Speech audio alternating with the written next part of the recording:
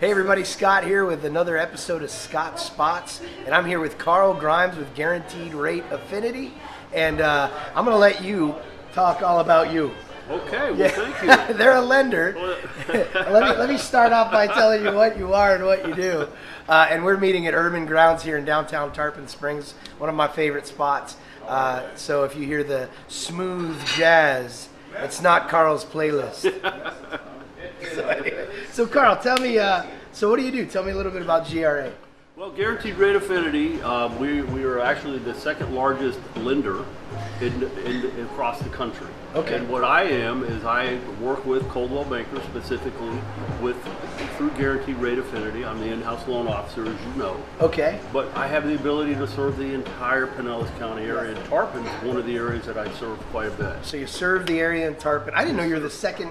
GRA was the second largest lender. Yes, we are. In the country? In the wow, country. That's huge. We actually developed the first online application process by Guaranteed Rate. That was one of the things that we did years ago. So you were the first guys to do online application. Everybody's doing them now, right? Everybody's doing them now, but we were the first one to develop it. Pioneers. And put it out there in the market.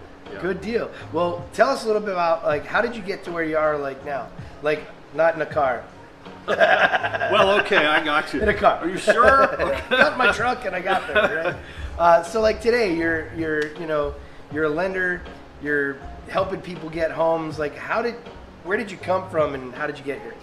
I've actually been in the business since 1987, which I know seems like a long time because it is. But that's where I started. I started back in the day in a finance company called Avco Financial Services. Okay. We did consumer lending and mortgages.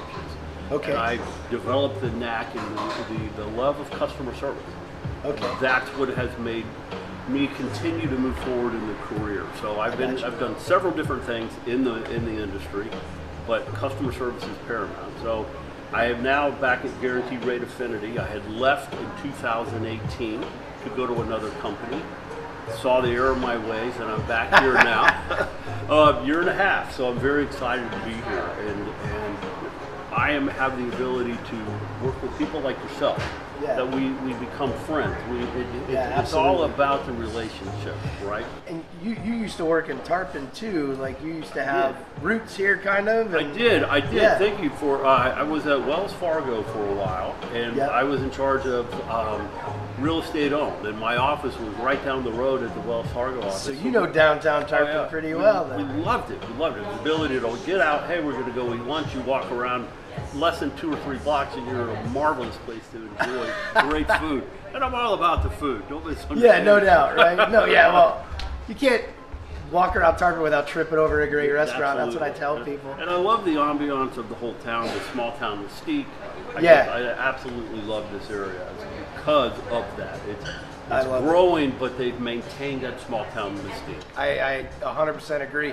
And I think there's a lot of people that are fighting to keep it that way too, which is good. They need to. Yeah. They need to. So tell me a little bit about, so the market's kind of doing some weird things right now where everybody's kind of, as a buyer, people are holding on to should I buy or should I wait?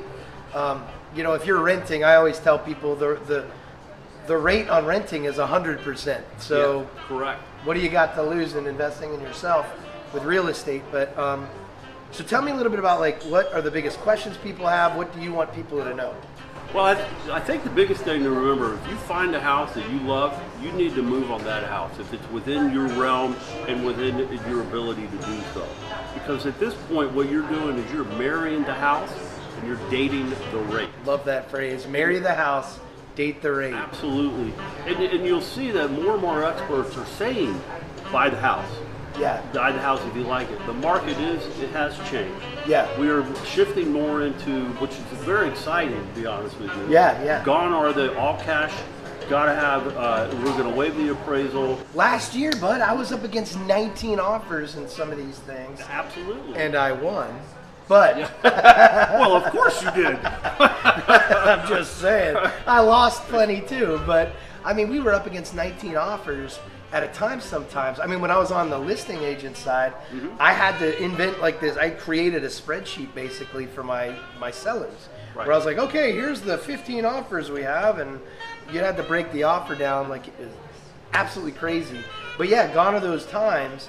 So we kind of have to reinvent ourselves. And I noticed that you had some different things that you guys do that kind of put the new buyer ahead of other Absolutely, buyers. absolutely. Yeah. And again, what you're seeing is the ability. Sellers are now interested in concessions. They're entertaining that. Yeah. So where the seller will help participate potentially with the buyer's closing cost, or on a temporary rate buy down.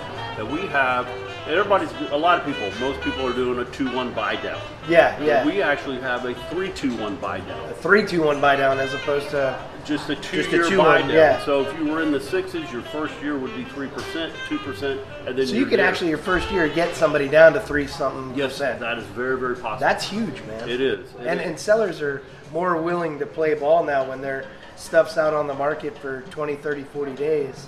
They start like, well, maybe we need to do something, kick in a little something Absolutely. to motivate the buyer, and that would be a great opportunity. You know, it is more beneficial for the seller to offer seller concessions of, say, and I'm just going to use the number 10,000 just for the sake of the conversation, than it would be to reduce the property price by 10,000. They will actually end up netting more as a seller by participating without lowering the price. That's a takeaway for me. So they'll net more by playing the game, if you will, than taking it off the purchase price. Absolutely. And what else that does for the area is it protects the value of the overall community. Because you don't want to have that guy come in, well, I got to sell the property, and he just cuts the price. That's not doing anything for him or her. Yeah. And it's not doing anything for the neighborhood. So I agree. At this point, you're seeing a still somewhat of a seller's market, but it's a seller-buyer market. It's not either. It's not one of the Correct. It's not the pendulum swings. We are seriously in the middle of the pendulum right now. I agree with that. And it's nice to see, for example, first-time home buyers for years couldn't get a thing. Oh, I'm a first-time home buyer. Okay, sorry. You know, they're not even. I'm a first-time home buyer. I'm so sorry. It's great to hear what now it's great, but I love helping first-time home buyers for sure. We have first-time home buyer programs that are available. We have availability to put people in homes that could reduce their out-of-pocket with first-time home buyers. And with the Hometown Heroes, for example, and I want to talk about that. That's a great program that serves a vast swath of first-time home buyers that had not been properly served in the past. So police officers, firemen. Hometown Heroes, definitely I do and that that's as well. just a few of the 91 different occupations that fall under it. Yeah. So, but it's nice to be able to help, as you were saying, first-time home buyer, any buyer. That's what I like to do, is I get to know the buyer. Yeah. I get to meet a lot of them at closing, but typically it's the relationship we build over the phone. Relationship's the key word, obviously. Yes, it is. Like it always is. In true, like, good business dealings, if there's no relationship, I mean, trust, credibility, rapport, right? If they trust you, they'll do business with you. If you're credible and you know what the hell you're talking about, people will do business with you. And if you're likable, people, like, I use the car buying experience, you know, like, if I don't like the guy or the gal that's selling me the vehicle, it's like, I gotta go. You know, that's great. And you know, it's like that 1 minute thing that you heard years of getting into sales. What's your 1 minute ad? Somebody asks you a question. Yeah, your elevator pitch or whatever. Yeah, exactly. And so the nice thing about being in the mortgage industry is you get to do that, but then you get to be able to speak to your customer. You talk to your customer more of a transactional basis, and you get to know them, right? Yeah. Okay, we're going to do this or that. I get to know more of their inner workings. In other words, I have their personal information, and I get to know them. And a lot of times, like my mom was a teacher. And so when I work with a teacher, hey, my mom was a teacher, and they're like, oh, and people in that profession, for example, never get thanked at all. Oh no. And I can tell you, police officers, teachers, long hours, and anybody. So I try to get to know people on a personal connection. And the biggest thing is I'm available. Pick up the phone and call. That's big. Email. I will always get back to you. If I don't know the answer, I will let you know. Let me get that for you and circle back. I'm not going to tell you what you want to know. I'm going to tell you what you need to know in order to get qualified. And never in a fashion, there's no advice I give that ever benefits me. I will give you qualified information so you could make a decision that best suits you and your family. Yeah, accessibility. How many people don't answer the phone? even when I'm referring business, Right. like if I'm researching an area, like let's say whatever, Indianapolis, let's say, and I know that one of my clients is moving. You go and I'm gonna research some realtors. I'll call 10 realtors. I guarantee you 8 of them don't pick up the phone. I know. It blows my mind, So yeah. And that's the thing. You got to be accessible. And we're all on calls and we're all on things like that. Yeah. And you can send a quick text. Have a system in place. Yeah, I'll get right back with you. I'll be right back. Exactly. I'll be right back. And in this industry, what we all do, you have to do what you say, and then you have to say what you do. Yep. Or actually the other way around. Say what you do. Say and what then you do and do what you say. Yeah. But you have to your point, Scott. You have to gain trust. Yep. And people trust me with their lives to get them in this home. Yeah, because we understand that it's not about the house. Right. It's not. No. It's about the quality of life, and it's about those outcomes more than it is about the house. So like if somebody says, I'm a first-time home buyer or whatever, it's not about being a first-time home buyer. It's about, I'm a little nervous about this process. I don't know where I'm going. I need some direction. Can you help me the right way? Right. And that's why you bring powerful lenders in, powerful inspection companies. You get good relationships. We've dealt in tarpon for a long time. We have those relationships. That's what it's about. It's not about the house. I mean, you want a good house. Well, you want the house, and it's the ancillary things that come after your house. So you and I are thinking, they get these people in this house. They're going to have birthday parties at their house. They're going to have celebrations and things that they've been having in an apartment potentially or at their folks' home, which was great. But now it's that pride. Yeah, it's the pride. The home is great, or the house is great, but it becomes a home when they move in it. Love it.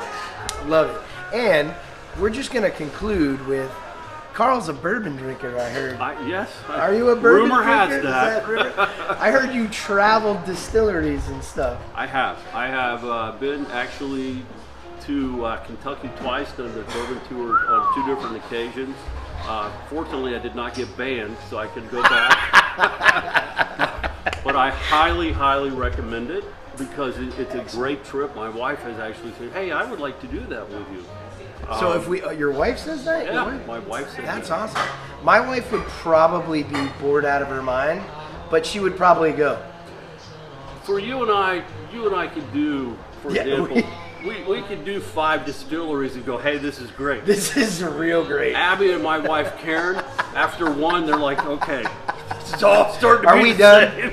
Can we go to the Crystals and plant store? Exactly.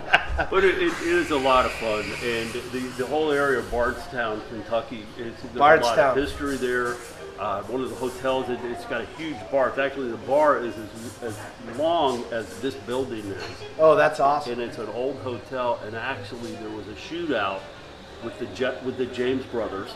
Oh, back in the day, not like last week. You bet. Yeah. No, the older James guys, not Rick James. It's a celebration. Yes. But they have the holes in the walls and have plexiglass. They preserved it? They've preserved it. It's really, really cool. So what's your go-to bourbon? Gotta ask. My go-to bourbon on a daily basis, well, I don't drink daily as much as I will. On an hourly basis. Yes. I like Buffalo Trace. It's great for mixed drinks and just on the rocks. But I love Willet. Willet, you have mentioned that before. I got to try Willet. I haven't. But you know what mine is? I gotta give a plug. Yeah, please. I gotta give a plug. It's actually an Arkansas bourbon, and I know that people will. No. They'll crucify me for that, but I will say, it's an Arkansas bourbon called Brothers Bond, and it's because my wife's like a vampire fan. That's right, you mentioned Vampire Diaries, so right? Ian Somerhalder, I think I said his name right. Ian Somerhalder, he's like him and the guy that plays his brother on, I think it's Vampire Diaries. Mm-hmm. Okay. Don't hurt. All my friends are like, oh, vampire, she got you now, bud. Well, they created their own distillery in Arkansas, of all places. So she had got it for me, and I was like making fun of it at first, thinking, oh, vampire nerds, right? But it's funny because I end up drinking that stuff all the time. It's really good. It's only, it's really well priced. It's really That's well excellent. priced. And people are like, well, I got to pay a lot of money for a good bourbon. That's not true. Not true, yeah. There are numerous good bourbons out there that are at the $45 and below mark. I'm not, and enjoy. There's the way to drink a bourbon is any way you like it. Ooh, I like it. The way to drink a bourbon. Take that away, America. How you like to drink it. That's what it. That's what it's about. But the thing about bourbon is you enjoy it. You can either sip it. You can have it water and ice. That's my typical go-to how I drink it. I love a good old-fashioned thing. Old-fashioned. Awesome. Count me in. But what you want to be able to do is try different types. Right? Yeah. So there's wheated bourbons. Yep. Right, so that's where the corn is always 51% at least to be a bourbon. We know a lot about bourbon, don't we? I know way too much, and don't get me started on the space program. That's right. Carl's office is riddled with like the Saturn V rocket segments and like moon landings. Yeah, I'm a big fan of that as well. We'll get into that. Well, you can get into that when you call Carl. All right. So thanks for joining us today, Carl. I appreciate it. Thank you. Anything you wanna end with? I would just like to thank you, Scott, for the opportunity. It's been a pleasure. Love talking with you. We have a great time joking around in the office. And I'd like to ask you all, if you need a loan, please reach out to me. Let me know. I'll guide you through the process. There's no such thing as a dumb question unless you fail to ask it. Yep. I'm never going to make you feel like you can't ask more than one time.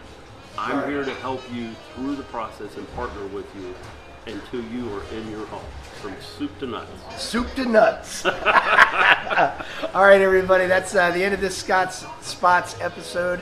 And I want to thank Urban Grounds again for letting us use their space. Yeah. Great place. Yeah, isn't I love it. It's awesome. All right. Thanks, everybody. We'll see you next time.